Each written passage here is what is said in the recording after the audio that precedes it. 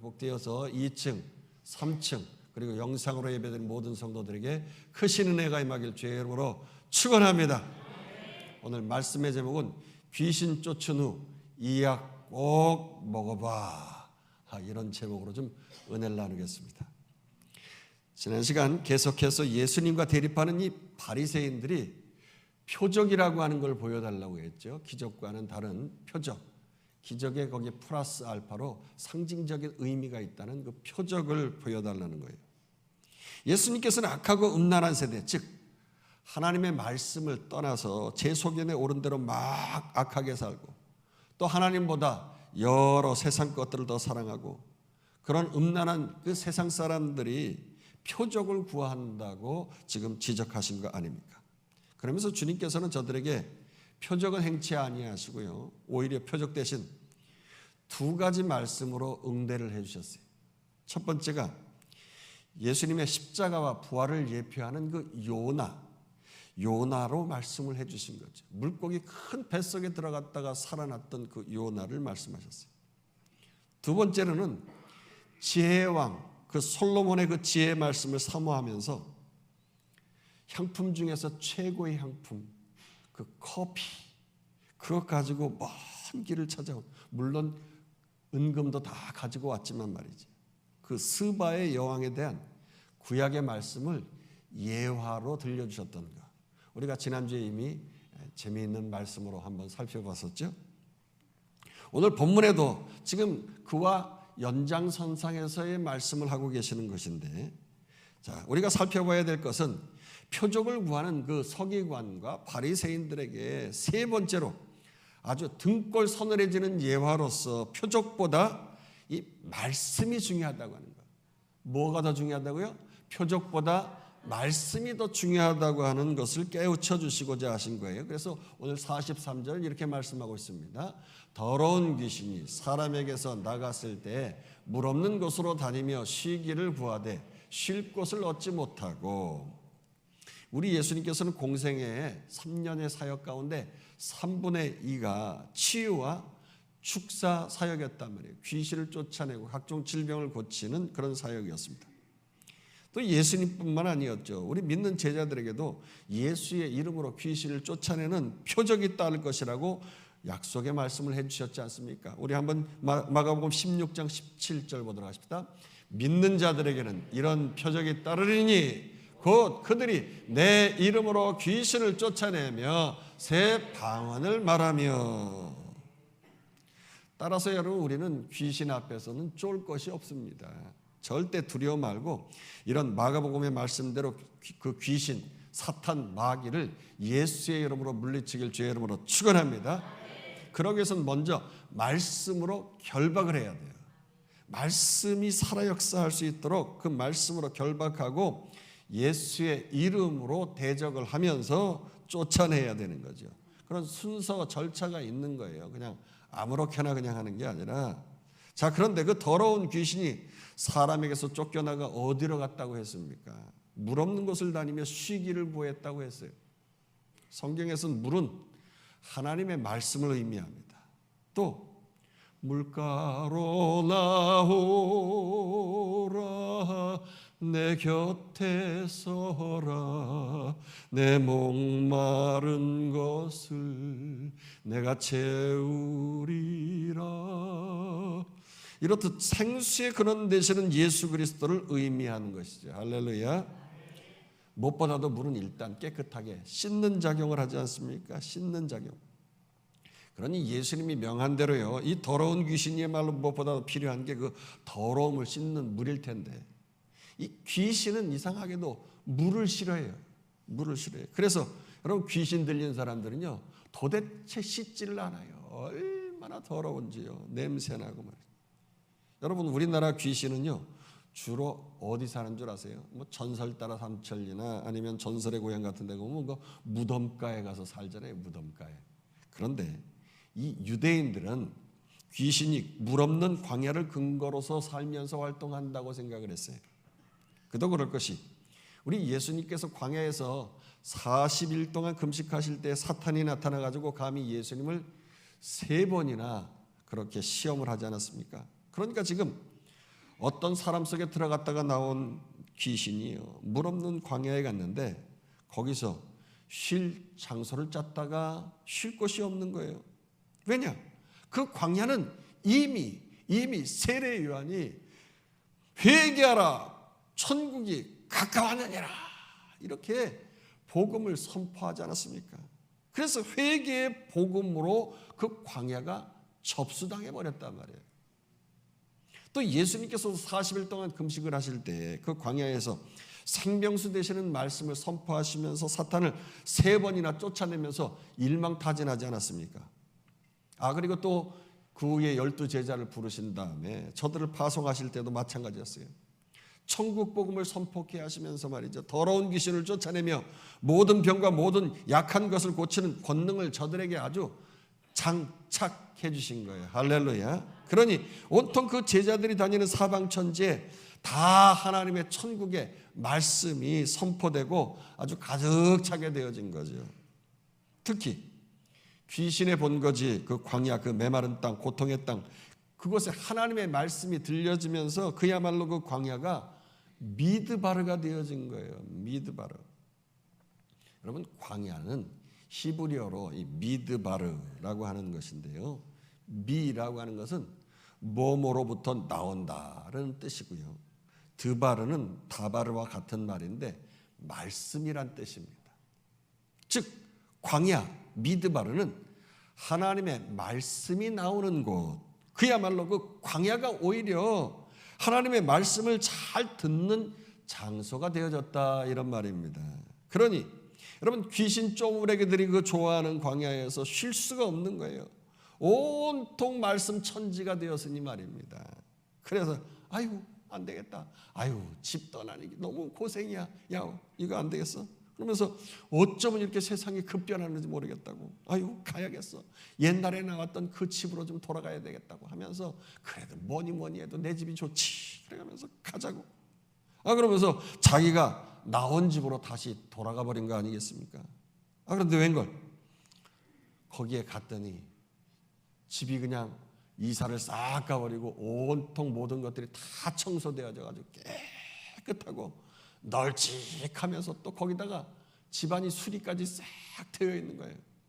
그러니 이렇게 내 집도 바뀌어 버렸네, 혼자 살기가 너무 널널한데 안 되겠어, 우리 형님 귀신까지도 좀 모셔다가 내가 이렇게 좋은 집에서 산다고 좀 자랑을 해야겠다고 그러면서 자기보다 더 악한 귀신, 그 일곱 귀신까지도 데리고 들어왔다고 말씀을 하시는 거예요. 그래서 오늘 보면 44절에서 45절 보십시다. 이에 이르되 내가 나온 내 집으로 돌아가리라 하고 와보니 그 집이 비고 청소되고 수리되었거늘 이에 가서 저보다 더 악한 귀신 7을 데리고 들어가서 거하니 그 사람의 나중 형편이 정보다 더욱 심하게 되느니라. 이 악한 세대가 또한 이렇게 되리라. 여기 이 악한 세대는요, 두말할 것도 없이 당시 유대사회, 특히 바리새인과 서기관과 같은 종교인들을 말하고 있는 거지. 근데 사실 이들은요, 도덕적으로 얼마나 깨끗하고요, 율법적으로 잘못된 것을 잘 수리해 가지고서 다 뜯어고치고 견실하게 살아가는지 모르겠어요. 그런데 저들의 문제가 뭐냐 하면 바로 그렇게 겉은 깨끗한 것 같지만 속 안이 아주 텅 비어 있었다는 거죠. 텅 비어 있는 거예요. 공허하다 그런 말이에요. 그야말로 공허하다는 것은 뭡니까? 갈급한 마음, 물 없는 광야 같은 상태로 살아가고 있었다는 것이죠. 우리가 이미 이사야서 강해를 통해서 말씀을 살펴보았습니다만은요, 그 옛날 이스라엘 백성들이 얼마나 악하고 음란한 세대 가운데 살았었습니까? 하나님의 말씀을 떠나서 악했고요, 하나님보다 세상 것을 더 사랑해서 그 세상 우상을 사랑하고 음란하게 살아갔단 말이에요. 그래서 하나님께서는 결국 바벨론이라고 하는 나라를 진노의 회초리로 사용하셔가지고 그들을 포로로 끌어가 버리고 말았어요. 그리고 나서야 그제서야 그들이 그발 강가에서 물가에 앉아서 울고 회개한 거 아니겠어요? 물이라고 하는 건 서두에 말한 것처럼 씻는다는 의미가 있는 것처럼 말이죠. 그들이 그렇게 물가에서 회개하면서 하나님을 의지하고 하나님 살려주세요, 그랬더니 극적으로 하나님께서 고레스 칙령을 통하여서 이스라엘 백성들을 본국으로 돌아가도록 하는 역사가 일어났어요. 따라서 이제 이스라엘 백성들은요, 율법에 정통한 학자 그 에스라를 중심으로 해가지고서 말씀의 대부흥을 이룬 거예요. 우리가 하나님의 말씀을 떠나 살았기 때문에 이토록 우리의 조상들이 고생을 하고 우리들도 고생하다가 이렇게 이 예루살렘에 도착을 했으니 이제는 더 이상 하나님보다 더 다른 거 사랑하지 말자. 우리가 음란하게 살았던 거 회개하면서 올바로 살자고 하면서 가슴을 쳐가면서 회개의 대부흥이 일어난 거예요. 절대 세상 우상, 그 돈, 자식, 명예, 권력 이런 것들 하나님보다 나는 더 사랑하지 않겠다 하면서 말이에요. 그렇게 다짐한 거예요. 그러면서 세상 나라의 바벨론의 잔재가 되어진 그런 악한 영의 음란한 우상들을 깨끗이 제거했어요. 야, 여기까지는 이스라엘 백성들 참 좋았는데 점점 문제는 이들이 이를 부득부득 깔면서 우리는 그러기 때문에 절대 이 율법의 말씀대로 살아야 된다고, 율법의 말씀대로 살자 뭐 이래 가면서 뭐 그냥 율법의 행위 자체를 아예 우상화하기 시작한 거예요. 그러니 율법을 우상 섬기듯이 철저히 지키다 보니까 점점 하나님은 온데간데였고 자기들의 그 종교 의식, 행위 그것만 남은 거예요. 그것만. 내가 이 정도로 기도를 열심히 한다고 봐라. 나는 세리같이 기도하지도 않고 일주일에 2번씩은 꼬박꼬박 금식 기도를 한다고. 철저히 11조를 드리고 심지어 그냥 아주 그냥 뿌리에 있는 것까지도 다 세가지고서 그냥 그런 걸 11조를 하고 예배하고 구제하고 온갖 선행을 다 베푼다고. 그리고 그냥 율법의 말씀을 딸딸딸딸 암송하고 너희들 그럴 수 있느냐 하면서 높은 곳에 서가지고 그냥 하면서 그냥 아이고 저렇게 나보다 더 훌륭하신 분이 있냐고 인사받아가면서. 여러분, 하나님의 말씀은 사라져버리고 자기 자랑, 행위에 대한 자랑만 남게 되었다는 것이죠. 그런데 여러분, 혹시 우리 가운데서도 이렇게 율법 잘 지키고 하나님의 말씀 다 따라 행한다고 하면서 도덕적으로 흠이 없는 나 자신을 자랑하기 위하여서 바리새인 같은 자세로 나를 드러내면서 혹시 신앙생활하는 분 있지 않습니까? 사람들에게 보이려고 외식적으로 믿음 생활하는 자가 혹시 내 자신이 아닌가? 이거 좀 오늘 이 시간 좀 되돌아봐야 돼요. 왜냐? 이거 회개하지 않으면 큰 문제가 생기기 때문에 그래요. 점점 나중 형편이 전보다 더 심하게 되기 전에 회개해야 하는 것입니다. 이런 사람은 한마디로 신앙생활하면 할수록 일곱 귀신 같은 더 강력한 귀신이 돌기 때문에 예수 믿기 전보다도, 아니 믿음 약할 때보다도 더 마귀짓 사탄의 노릇을 하기 때문에 그래요. 그래서 여러분, 싸우는 교회를 보세요. 뭐 저희 교회는 그런 교회가 아닙니다만은 신앙생활 오래 한 직분자들이 싸우지 처음 신앙생활하는 사람들이 싸우는 거 봤습니까? 초신자는요 적어도 구원의 감사와 감격이 있단 말이에요. 그런데 오래 묵은 닭들은요 알은 안 낳고 말이죠, 꼬꼬닥 하면서 말이죠, 옆에 가서 괜히 탁탁 부리로 쪼아대고 막 그냥 싸우고 소리 지르고 불평불만만 한단 말입니다. 순전히 교회 나오는 게 싸우러 나오는 거예요. 그냥 예배 드리러 나오는 게 아니에요. 은혜 받으려고 나오는 게 아니에요. 오늘은 무슨 꼬투리를 잡을까? 참 제 주변에 친구 목사님들이 많이 있습니다만요, 가지각색인데 얘기를 들어보면 그냥 신자들이 싸우러 나오는 신자들, 그냥 고발하려고 무언가 꼬투리 잡으려고 그렇게 나오는 신자들이 있어가지고 목사가 마음이 힘들다, 그런 얘기들을 듣는 경우가 많아요. 이 바리새인과 서기관들처럼 말입니다.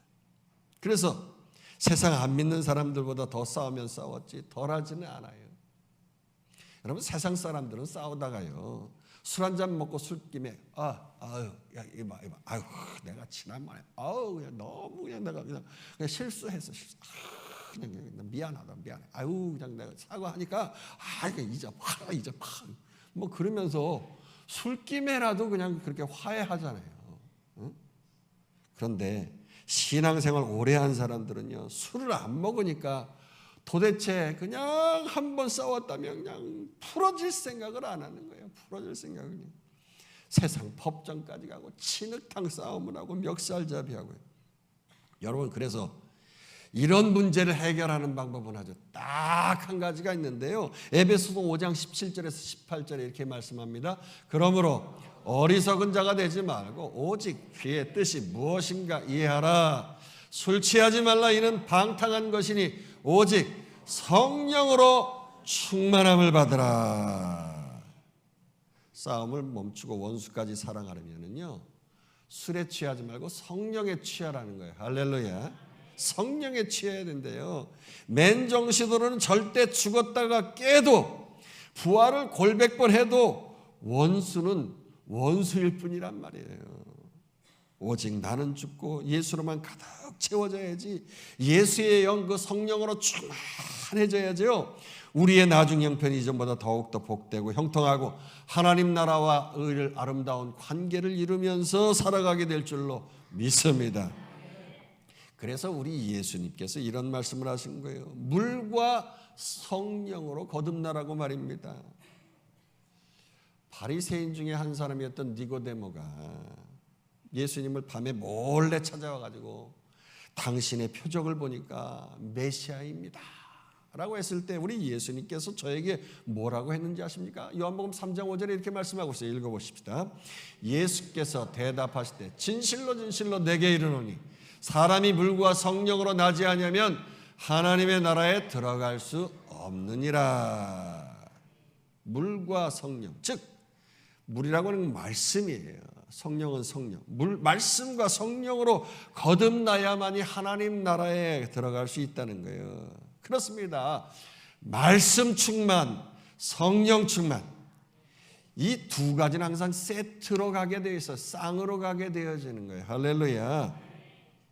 그래서 여러분, 별의별 기적과 표적을 다 경험하고 무슨 처녀 귀신, 무슨 달걀 귀신, 무슨 파란 귀신, 빨간 귀신, 무슨 뭐 별의별 귀신 다 쫓고 해도 여러분, 그 표적보다도 말씀이 우선인 줄로 믿습니다.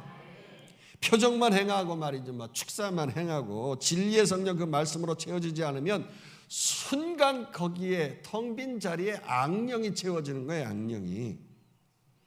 이제 말세가 되어지면 더 악하고 음란한 세대 가운데 사탄 마귀는 우는 사자처럼 할 수만 있는 대로 성도들을 삼키려고 한다고 했어요. 그래서 두루 쉴 곳을 찾아다니는데요. 어디가 물 없는 것인가? 어디가 말씀 없는 것인가? 어떤 자가 강팍한 메마른 심령인가? 그렇게 찾아서 말이죠. 더 악한 귀신 7을 데리고 들어간다는 거예요. 그래서 그 7 귀신이 완벽한 마귀 짓을 하게 하는 거지요. 여러분, 이단 교주들이 다 그렇지 않아요.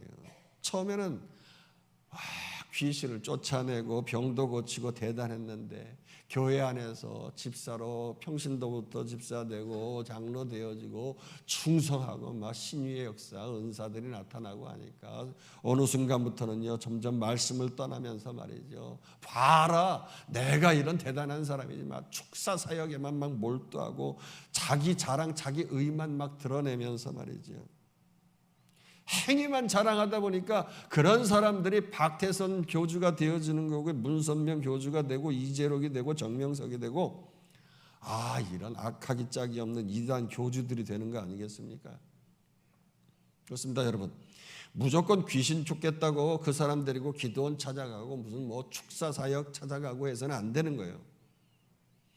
여러분, 그 드라큘라 영화 뭐 이런 거 나오는데 보면 마귀 쫓아낼 때 마늘 뭐 십자가 뭐 이런 거 들고서 막 그냥 쫓아내고 뭐 그런다고 하는데, 쫓아내고 나서 다 쫓아낸 겁니까?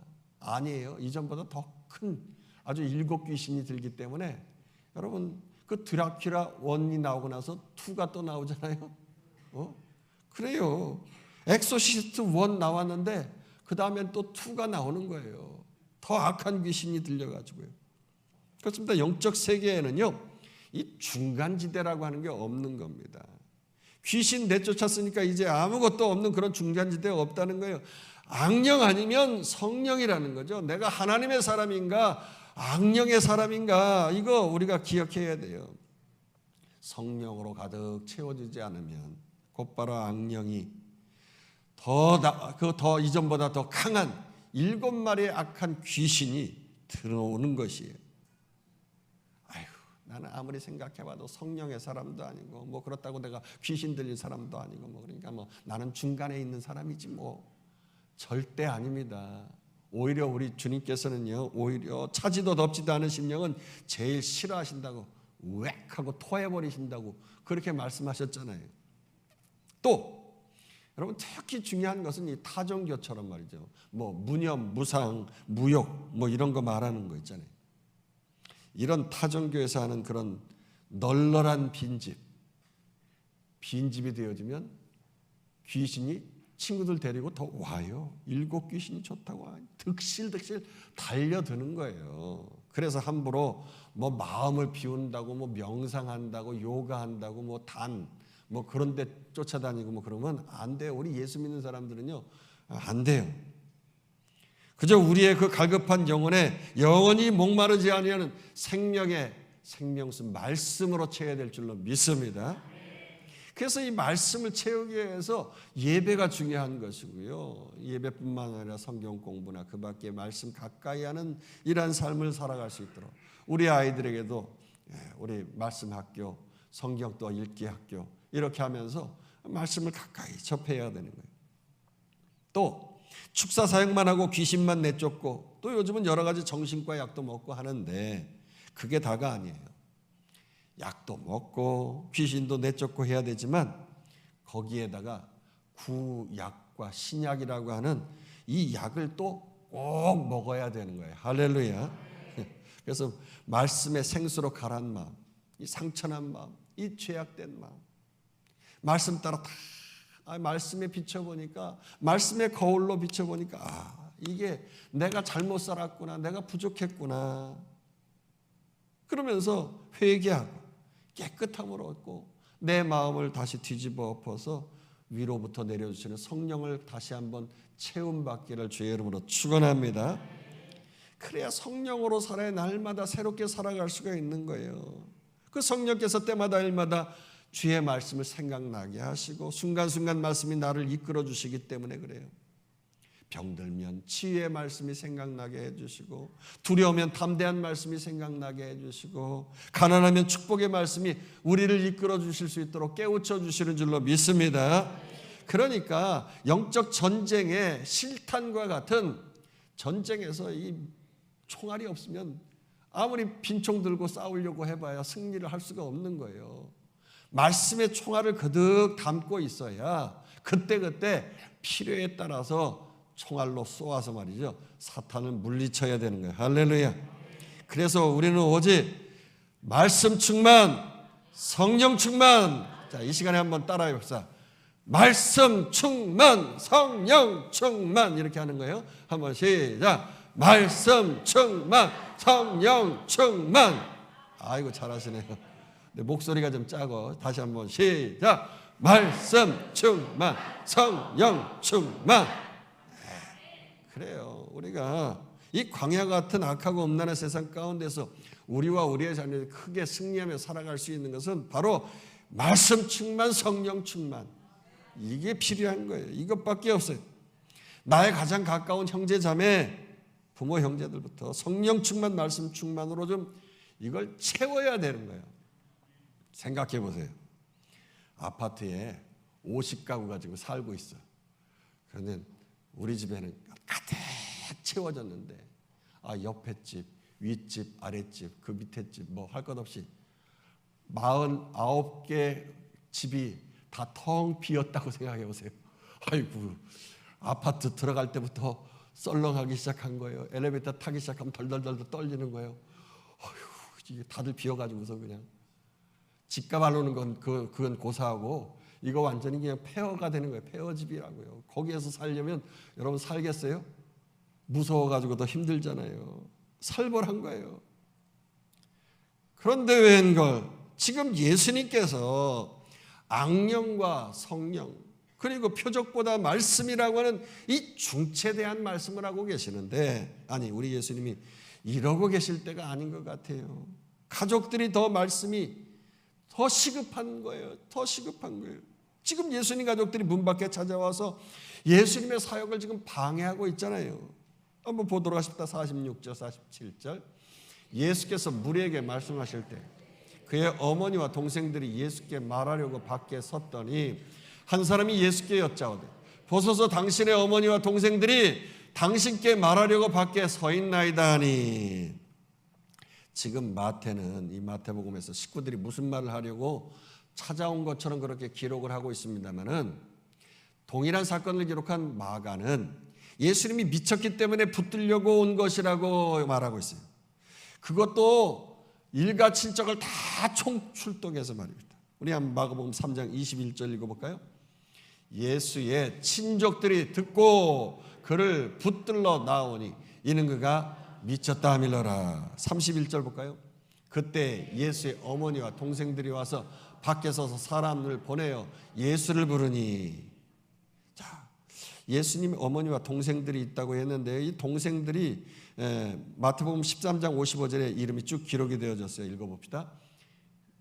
이는 그 목수의 아들이 아니냐. 그 어머니 마리아, 그 형제들은 야고보, 요셉, 시몬, 유다라 하지 않느냐. 여기 보니까 초대교회에 오늘날로 말하면 총회장, 총회장을 여기면 야고보 사도가 나오지요. 첫째 동생으로 나오고 있어요. 또 성경 유다서를 기록했던 유다가 막둥이 남동생으로 또 나오고 있죠. 그렇게 남동생이 4명 있단 말이에요. 또 56절에 보면 누이들이 있다고 그랬어요. 누이들. 그러니까 여동생들도 2명 이상 여러 명 있었던 것 같아요. 게다가 어머니 마리아와 친족들까지 이렇게 총출동해가지고서 아이고 우리 아들 예수가 왜 이렇게 됐을까, 이렇게 정신이 나가가지고 이 녀석이 집에도 돌아오지 아니하고, 아니 그 귀하디 귀한 우리 바리새인 선생님들 말이지 왜 이렇게 못 살게 구는지. 아이고 미쳤어 그냥 내가 그냥 저놈의 자식 그냥 확 가서 그냥 때릴 수도 없고 그냥 여보시오 빨리 좀 우리 아들 좀 불러주시오. 이러면서 밖에서 막 그냥 온통 어머니부터 형들, 형님 빨리 나오라고 동생들 난리고 말이죠. 온갖 친척들이 막 소리를 고래고래 지르고 난리가 나지 않겠어요? 그러니 지금 저들은 예수님께서 성령 충만해가지고 가르치고 전파하고 치유하는 사역을 이렇게 하고 있는데 그걸 보고도 막 미쳤다고요. 이거 완전히 바리새인과 서기관들이 하고 있는 말과 똑같은 거예요. 저들에게 우리 예수님께서 그럴 때 뭐라고 했어요? 성령 모독하는 죄를 그들이 갖게 되어진다고 말이죠. 성령 회방죄를 저지른 거라고요. 그러므로 사람에 대한 모독은 사하심을 얻되 성령을 모독하는 것은 사하심을 얻지 못하고, 말로 성령을 거역하면 이 세상과 오는 세상에서도 사하심을 얻지 못한다고 우리 예수님께서 직접 엄청난 죄악을 저질렀다고 그들에게 선포하셨는데, 아니 바리새인과 서기관들뿐 아니라 지금 어머니와 친족들까지도 지금 그렇게 행하고 있다니요. 그러니 여러분 말씀이 없으면 이렇게 별 인생 없는 거예요. 그 거룩한 마리아를요 카톨릭에서는 성모라고 하잖아요. 거룩한 엄마. 그래서 그 성모 마리아를 추앙하는데 신으로 추앙을 해요. 그래서 성모 무오설, 성모는 오류가 없다, 죄가 없다 이렇게 얘기해요. 그래서 성모 숭배까지 하지 않습니까?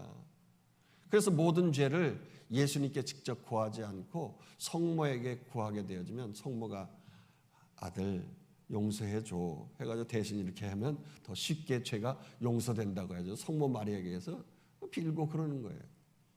아니 도대체 무슨 근거로 마리아가 평생 죄를 안 지었고 무호하다고 하는 거예요? 지금 이렇게 심판 때까지 결코 용서 안 받지 못하는 성령을 모독하는 그 어떤 죄보다 더 큰 죄를 저질렀는데 말이에요. 참, 저들 역시 말씀이 없으니까 이런 과오를 저지르는 거 아니겠어요? 그래서 뭐 필리핀이나 난민의 캐톨릭들 볼 것 같으면은요, 그냥 이거 뭐 정말 예수를 믿는 게 아니라 그냥 뭐 우상을 섬기는 우상단이 온갖 그냥.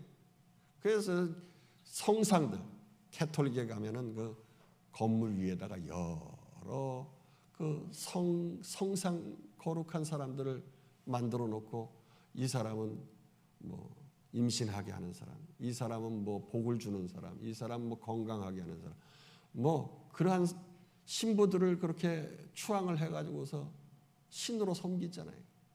어디 그뿐입니까?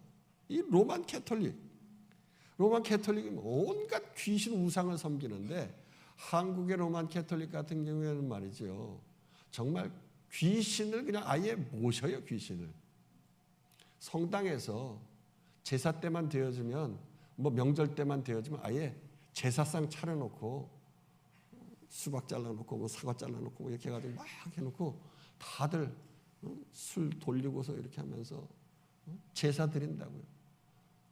귀신이요 어서 오시옵소서 하고요. 야, 이게 말이죠, 예수를 믿는다고 하면서 귀신 섬기고 온갖 잡동 다 갖다가 섬기는 거예요. 악한 7 귀신이 들려가지고 그냥 그 성모를 섬기고 인간인 교황까지 섬기는 거 아니겠습니까?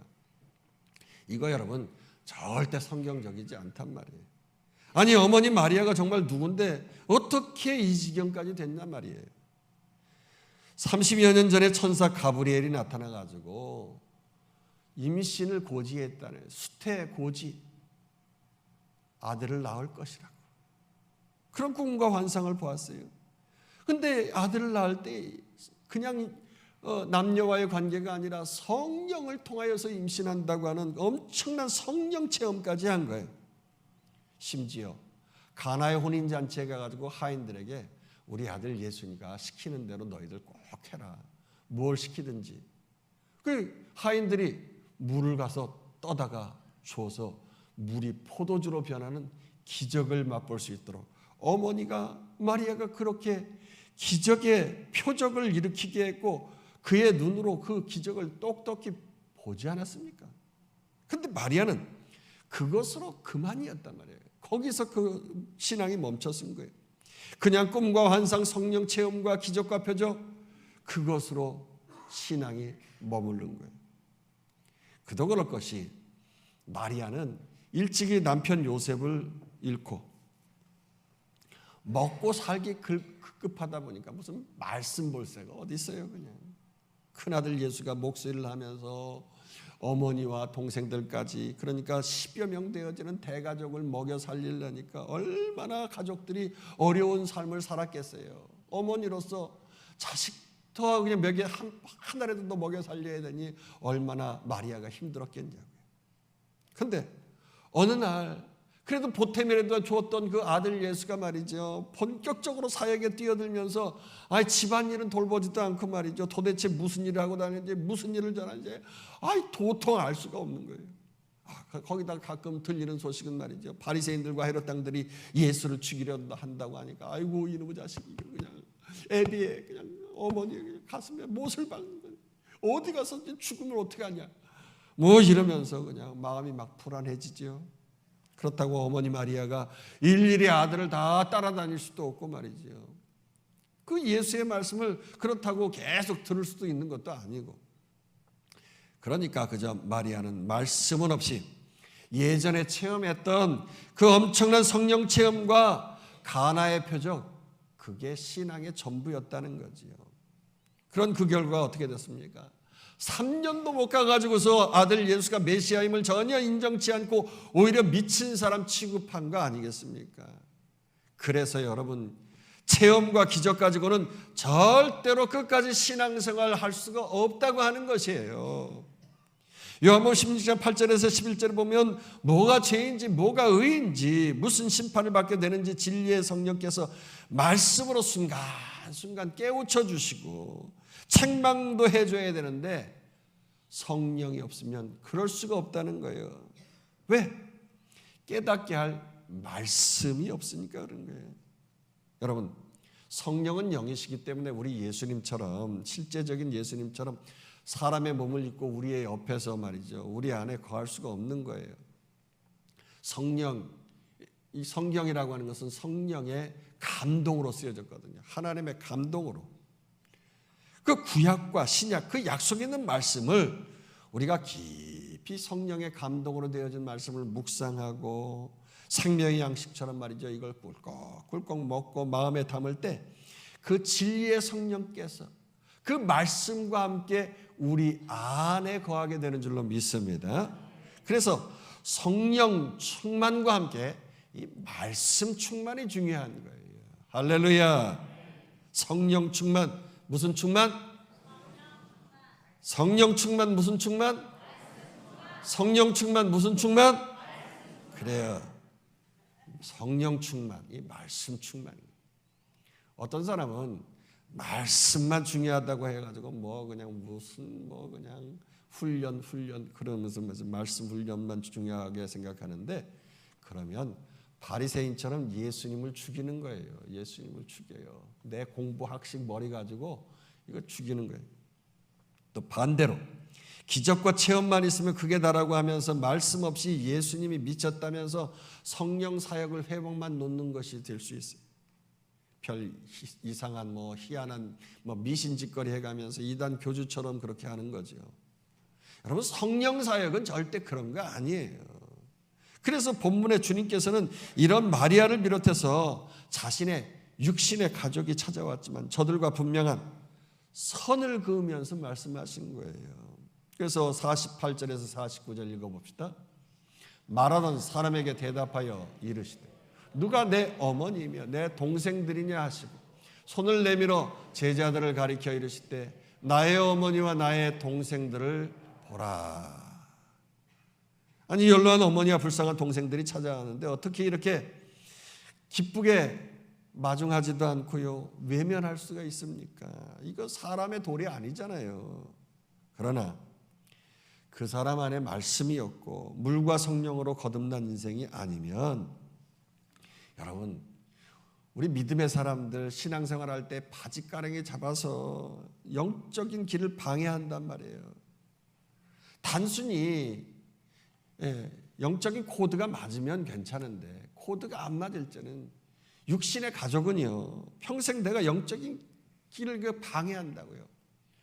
선교 간다고 하면 그 돈으로 차라리 우리 해외여행 같이 가자고 자꾸만 꼬셔가지고 해외여행 가가지고 기쁘고 즐겁게 먹고 마시고 우리 가족끼리 좀 행복하게 좀 지내지. 너는 말이지 막 그러냐고 말해서 계속 그냥 시험 들게 하고 힘들게 하고 막 그러잖아요. 육신의 정욕대로 신기루 같은 세상한 것만 찾아 살아갈 수 있도록 계속 곁에서 신앙의 바짓가랑이를 잡으면서 그렇게 원수 같은 존재로 살아가게 한단 말이에요.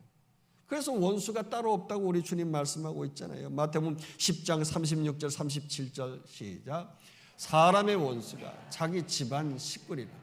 아버지나 어머니를 나보다 더 사랑하는 자는 내게 합당하지 아니하고 아들이나 딸을 나보다 더 사랑하는 자도 내게 합당하지 아니하며. 그렇습니다, 여러분. 저 전국 하나님 나라에서는요 시집도 안 가고 장가도 안 간다고요. 더 이상 육신적 가족 관계는 다 정지된다는 것이죠. 오직 하나님 아버지 한 분만을 모시고 신랑 되시는 예수 그리스도를 모시면서 하나님의 자녀들과 수종드는 하늘 천사들만 같이 살게 되어질 줄로 믿습니다. 따라서 성령 충만한 성도들은요 너무너무 내 새끼가 귀하긴 하지만 내 새끼 내 가정 이러면서 살면 안 된다는 거예요. 이러면서 살면 안 되는 거예요. 물론 피는 물보다 진하다고 말이죠. 우리가 당연히 자녀에게 집착하게 되어 있습니다만, 그래서 지금 마리아도 아들 예수가 너무 귀해가지고 얘가 무슨 해를 당하지 않을까 해가지고서 걱정이 돼서 이렇게 붙들러 온 거 아니겠습니까? 그 마음은 충분히 이해가 간단 말이에요. 그러나 너무 이렇게 인간적인 혈육의 정으로 구성되어진 그 가족의 울타리라고 하는 것에만 갇혀서 살면 그냥 내 가족만 잘 살아야 되고 내 자식만 잘 돼야 되고 남의 자식은 그냥 어떻게 되든 말든 이런 이기적인 동물과 같은 근성 가지고 살아서는 안 된다는 거예요. 이래서는 이 땅에 하나님 나라, 천국, 그 아름다운 의로운 관계, 하나님의 사랑, 이웃사랑의 그 디카이오스 내에 그 의를 이룰 수가 없다는 거예요. 그러면 그럴수록요, 그래 네 자식 잘 되나 봐라 그러면서 말이지, 옆에서 더 자꾸 옆에서 또 원수들이 생기면서 괴롭히고 더 고통을 당하는 거예요. 드글드글 원수들 드글드글 이 사탄의 세력이 괴롭히는 거예요. 오히려 육신의 가족보다는 본문에 예수님이 가르쳐 주신 대로 내 진짜 가족이 누구인지를 깨달아야 되는 거예요. 지금 육신의 가족도 중요하지만 우리 주님께서 그 육신의 가족을 쌀쌀맞게 대해 주신 것, 그러면서 당신의 사랑하는 제자들에 대해서는 친근히 손을 내밀면서 당신의 어머니와 동생, 즉 나의 진정한 가족이라고 지목하셨잖아요. 마찬가지입니다. 우리가 영원히 함께할 진정한 가족은 한 분 하나님 아버지를 모시고 그 뜻대로 그 말씀대로 통치받고 다스림받고 살아가는 하나님의 백성들인 줄로 믿습니다. 그러니까 그 하나님의 백성이 내 가족이 될 수도 있고 내 사랑하는 목장의 목원이 될 수도 있고 딴 사역팀의 팀원들이 될 수도 있고 주님을 마음에 모시고 한마음 한뜻을 이루면서 살아가는 모든 사람들인 거예요. 이런 아름다운 의를 이루는 주의 백성 되기를 축원합니다. 그래서 마지막 50절에 이렇게 말씀하고 있어요. 읽어봅시다. 누구든지 하늘에 계신 내 아버지의 뜻대로 하는 자가 내 형제요 자매요 어머니라 하시더라. 그렇습니다. 하나님의 뜻대로 행하는 자가 진정 주님의 가족이고 제자인 거예요. 이 하나님의 뜻대로 행하는 자도 여러분 뭐 여러 가지가 있겠지만 한마디로 종합해보면 성령 충만한 자라는 거죠. 성령 충만. 아까 서두에서 살펴본 에베소 5장 17절 18절 다시 한번 읽어봅시다. 그러므로 어리석은 자가 되지 말고 오직 주의 뜻이 무엇인가 이해하라. 술 취하지 말라. 이는 방탕한 것이니 오직 성령으로 충만함을 받으라. 여기 하나님의 뜻이 무엇인지 이해하라고 하면서 바로 성령 충만을 받으라 또 이렇게 연결하고 있어요. 그렇습니다. 우리가 죽었다 깨도 내 힘으로 내 능력으로 하나님의 뜻대로 행하지 못한다 그런 말이에요. 성령도 아주 충만해야 하나님의 뜻을 따라서 행할 수 있다 이런 말이에요. 그래서 기왕에 살펴봤으니까 우리가 잘 아는 에베소 5장은요 이 가정에 관한 축복의 언약의 말씀을 가지고 있단 말이에요. 그래서 이 시간 사도 바울이 그 창세기 2장 24절에서 인용한 말씀인데 참된 가정의 비밀 한 수 가르쳐주고 있는 그 에베소 5장 31절 32절 말씀 한번 읽어보도록 하십시다. 그러므로 사람이 부모를 떠나 그의 아내와 합하여 그 둘이 한 육체가 될지니 이 비밀이 크도다. 나는 그리스도와 교회에 대하여 말하노라. 부모를 떠나 아내와 합하여 한 몸을 이루라. 창세기 아담과 하와를 지으시고 나서 둘이 한 몸이 될지니라는 그 말씀을 사도 바울이 에베소에서 인용한 거예요. 이게 그 큰 비밀이라는 거죠. 무슨 큰 비밀입니까? 아담이 깊은 잠을 든 사이에 옆구리에서 갈빗대를 취해서 아내인 하와를 만들었잖아요. 마찬가지로 예수님께서 십자가의 옆구리에 창에 찔리시면서 물과 피를 다 흘리실 때 그 핏값으로 바로 예수님의 제자인 이 교회가 탄생한 줄로 믿습니다. 그래서 핏값으로 사신 몸된 교회라 이렇게 말하잖아요. 할렐루야. 그러니 절대 교회는 우리가 눈으로 보이는 이런 건물만이 교회가 아니라는 거예요. 다시 말해서 교회는 반석이신 주님의 몸에서 떼어져 나온, 그래서 감히 음부의 권세가 이기지 못하는 그 주님의 또 다른 형상이고 또 다른 몸이라는 겁니다. 그 그리스도의 거룩한 몸과 근본이 같은 몸이 교회라는 것입니다. 그리고 더 놀랍고도 비밀스러운 건 아담과 하와를 향하여서 뭐라고 했냐면 내 뼈 중에 뼈요 살 중에 살이라고 그랬어요. 아담이 하와를 향하여서 뼈 중에 뼈요 살 중에 살이다. 우리 예수님께서도 우리를 향하여서 내 뼈 중에 최고의 뼈고 살 중에 최고의 살이라고 부르신 거 아닙니까? 그러면서 우리를 가족 삼태 그냥 일촌, 그 부모의 관계도 아니고 이촌, 형제의 관계도 아니고요, 무촌, 바로 빵, 영촌, 아내, 신부 삼아주셨다는 거예요. 할렐루야.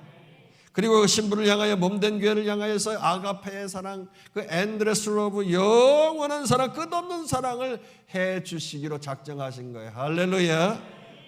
따라서 이제 우리 그리스도의 신부된 교회는 그리스도의 최고의 몸으로서, 그 가족으로서, 아내로서, 신부로서 이제 주님과 함께 공중에 들러올려서 주님 나라에 들어갈 소망을 가지며 살아야 되는 거예요.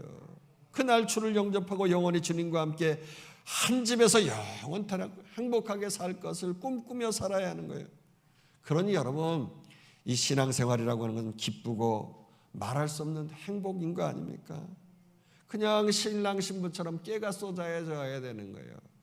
그래서 신앙생활할 때 막 피곤하게 억지로 막 무슨 고행하듯이 막 그렇게 시키고 말이죠. 말씀 보게 하고 막 기도하게 하고 막 그러지 뭐 예배드리게 하고 막 그렇게 하는 그런 교회들이 가끔 있어요.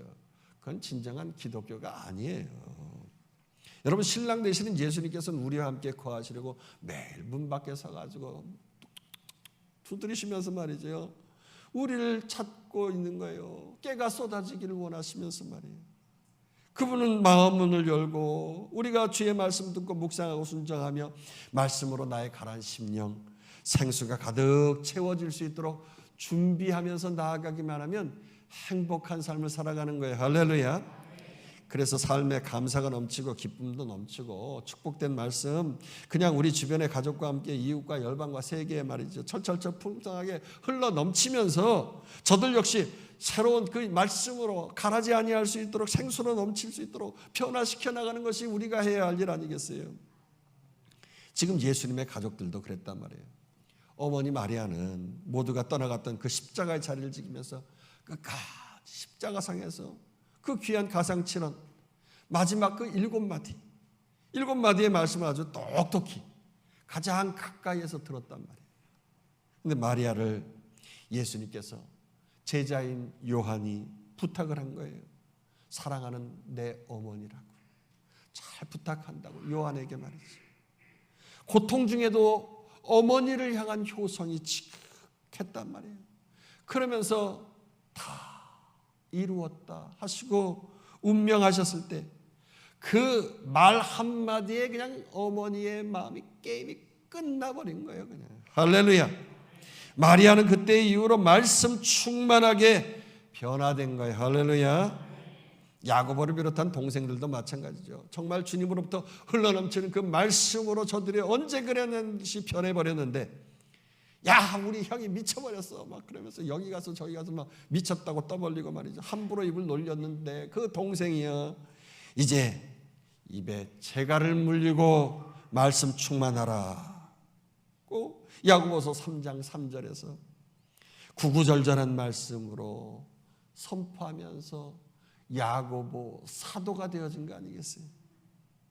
그렇습니다. 말씀을 마치십니다. 이번 주간 우리에게 오늘 주신 말씀 중에 여러분 다 기억 못한다고 해도 한 말씀이라도 좀 마음에 품으십시오.